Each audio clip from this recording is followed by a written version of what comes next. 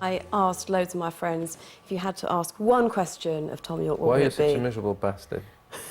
I think, actually, to be honest, I think half the problem is that I have a certain sort of voice that can make things sound worse than they are. It wasn't about you being miserable. They wanted to ask you if you thought the best thing you ever did was... Was I okay a computer? That's funny, because people used to say the bends. What do you think about that?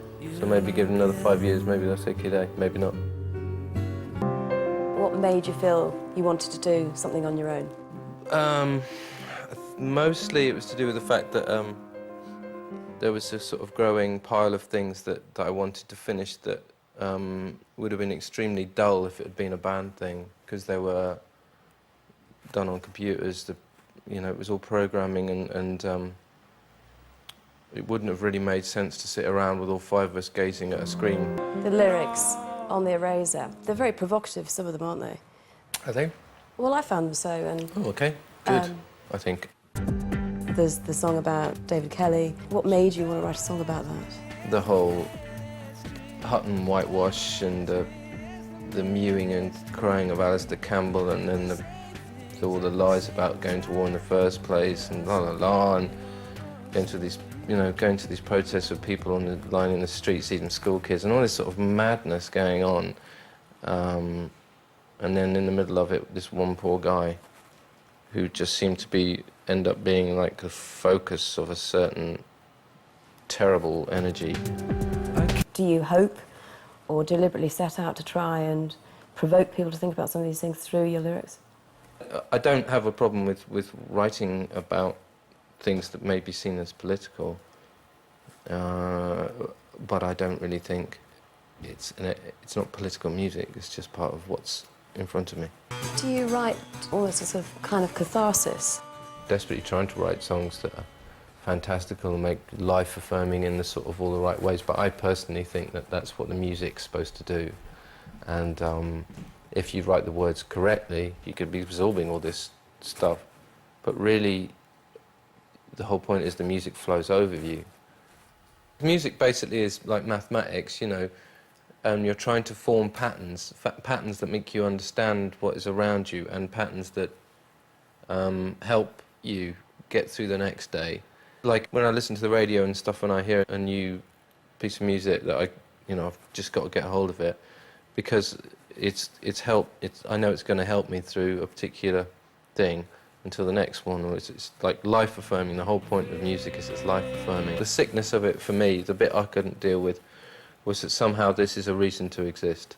And somehow you get to a certain level or whatever of exposure or fame or whatever, and then suddenly you can communicate with other famous people on a higher level.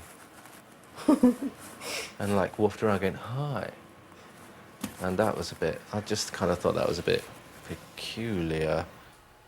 Do you think there's a sort of upside to being, you know, well-known, in that you can have huge influence? I don't think you do. I think all you do is you turn on the media that week for 20 seconds to something, and then they turn on to the next thing. I don't think you have influence as such. All you do is that, and then that might get someone to sort of vaguely rethink about one little thing, but there's, you know, I don't think, I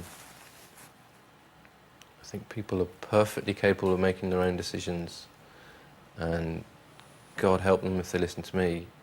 If you could pick one song that you'd like to be remembered by, what How would to it be? Disappear, off Kid A. Why? Because it's the most beautiful thing we ever did, I think. We have this really amazing situation where I'm not quite sure whether it happens with other bands, but we have all these unofficial sites that that are really like on top of what we're doing, more on top of what we're doing than we are. And our site itself is just like this mad sort of collage thing of our thoughts, and also a really good way of getting directly to people when we want to. So it's always been, I mean, from about Kid A onwards, it's been a source of directly trying to circumnavigate the media, and the media having to follow what's happening on the internet rather than the other way round. It sort of works to varying degrees, but I personally think that for Radiohead, it's what we do on the internet is much more important than except for like live performances on TV. It's by far the most important thing for us, and it has been for ages, because it's like it's not very it's like messy, and it's not very coherent and whatever, but it's us, you know, and it's what we choose to put across, other than making music all the time. And do you feel that relationship has deepened over the years with your fan base? I think so.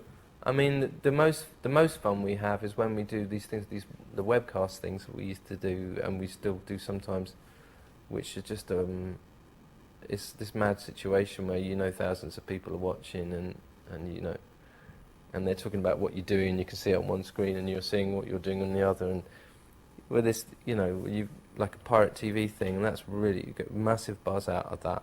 And also you have that other thing where we play all these new songs, and they're immediately up on YouTube, recorded on people's phones and things, and there's an entire sort of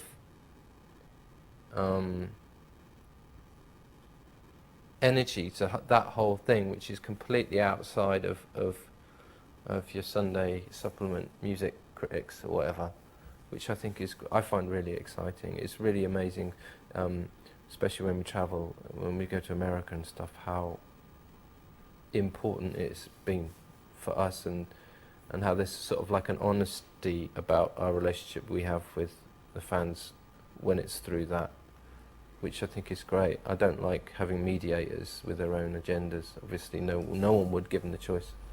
And do the fans sort of send you sort of nutty things? In which case, what's the nuttiest? Oh, no.